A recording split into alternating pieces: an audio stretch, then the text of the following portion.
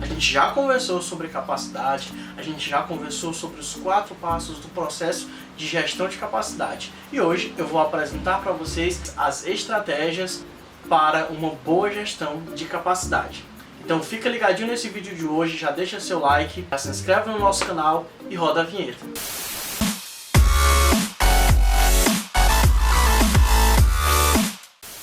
E aí pessoal, tudo bem? Sejam todos muito bem-vindos aqui ao canal Produzindo. Eu sou o Luiz Henrique e todas as terças e quintas nós estamos aqui com vídeos de séries de videoaulas e aos sábados a gente sempre tem vídeo extra aqui no Produzindo. Nós já estamos falando sobre planejamento e controle da produção desde já fazem algumas semanas. Também nós já começamos a falar sobre previsão de demanda e sobre estudo de capacidade. Se você quer conferir um pouquinho sobre o que nós já tratamos de estudo de capacidade, clica nesse card aqui e dá uma conferidazinha na aula anterior.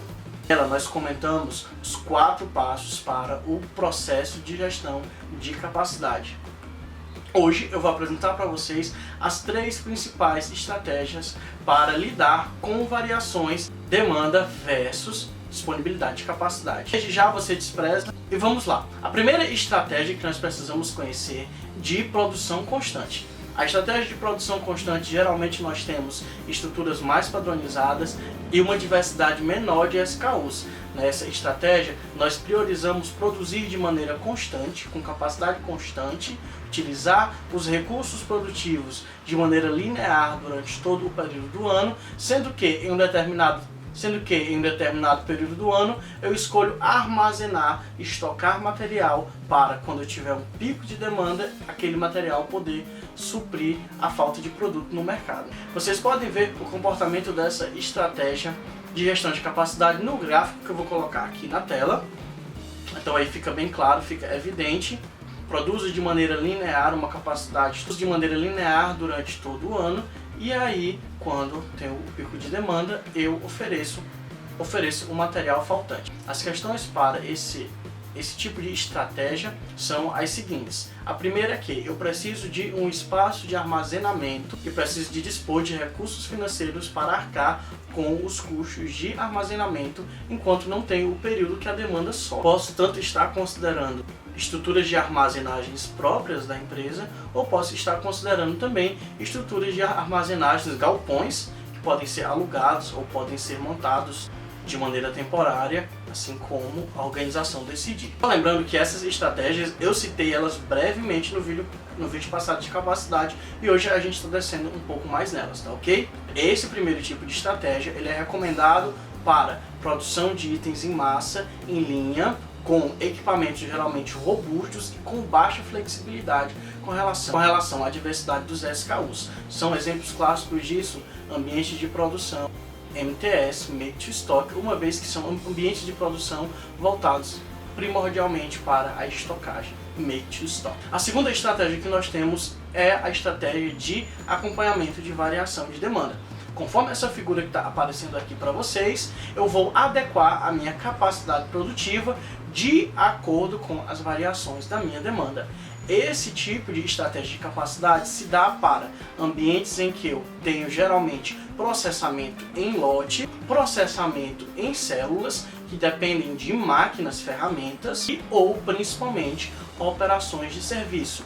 Uma vez que o principal fator, o principal recurso que me faz acompanhar as variações de uma demanda pode ser a contratação de mão de obra terceirizada, contratação de mão de obra temporária ou o pagamento de horas extras de trabalho. Também posso estar terceirizando o meu produto, caso eu tenha organizações que atendam os meus padrões de fabricação. Um ponto importantíssimo para essa estratégia é a decisão de até quanto produzir, até quanto terceirizar ou até quanto de hora extra compensa. Para esse tipo de decisão, nós podemos utilizar programação linear lá da pesquisa operacional.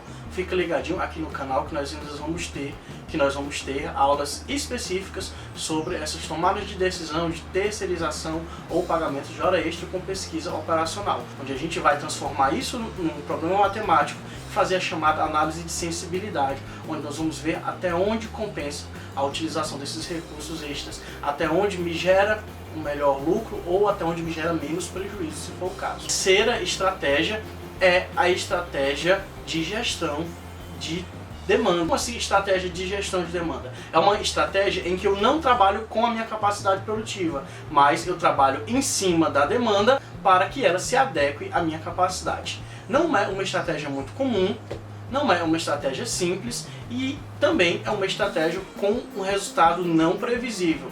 Por quê? Porque eu vou estar atuando sobre o mercado, sobre o meu público consumidor, que é composto de pessoas com percepções diferentes, que podem reagir da maneira com que eu programei ou da maneira que eu não programei.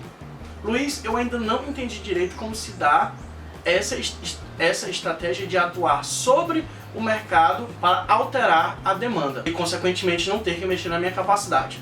Bom, calma aí que eu vou já explicar.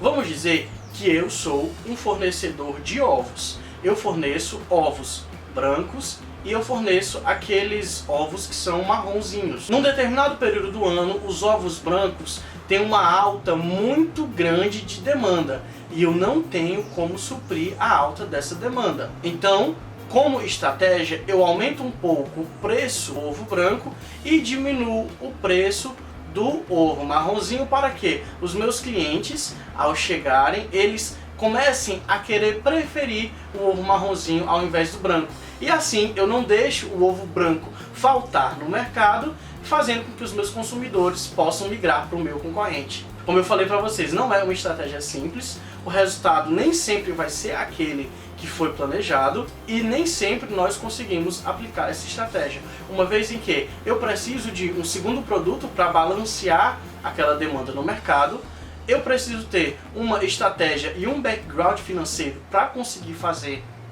fazer essa estratégia rodar e, ou terceiro caso, eu posso estar lançando ou relançando um outro produto similar da mesma linha para balancear a demanda daquele outro produto. Outro exemplo que eu vou dar para vocês é o exemplo de uma montadora de carros. Ela fornece o carro X1 e ela fornece o carro X2. O carro X1 começou a ter um pico de demanda no mercado de aceitabilidade, só que a montadora não tem como fornecer esse X1 na quantidade que o mercado deseja. E se o cliente não consegue encontrar esse modelo X1 no mercado, ele vai para o modelo Y1 da concorrente. Então, para evitar com que ele vá para o Y1 da concorrente, eu pego o meu modelo X2 e diminuo o preço dele para que o meu cliente não saia da minha marca, mas ele opte pelo X2 quando ele não conseguir comprar o X1.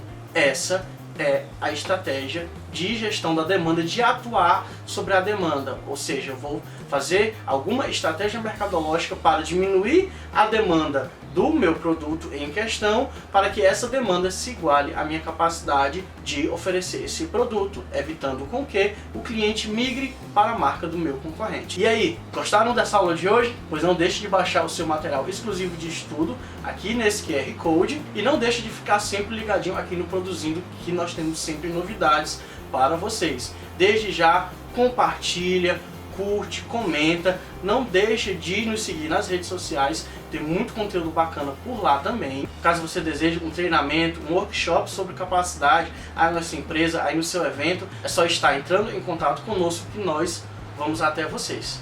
Então é isso, gente, muito obrigado mais uma vez e a gente sempre se encontra aqui no Produzindo.